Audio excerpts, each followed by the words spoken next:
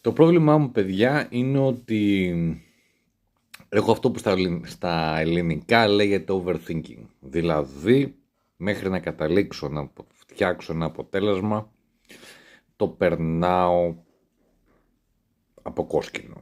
Και το κόσκινο είναι τόσο λεπτό που χρειάζομαι χρόνο.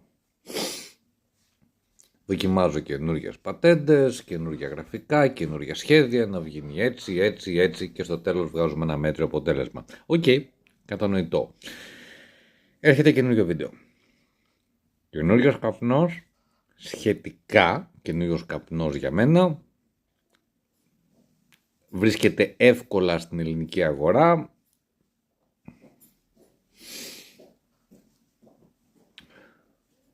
Περνάει κόσμος, καταπληκτικά. Έρχεται καινούργιο βίντεο.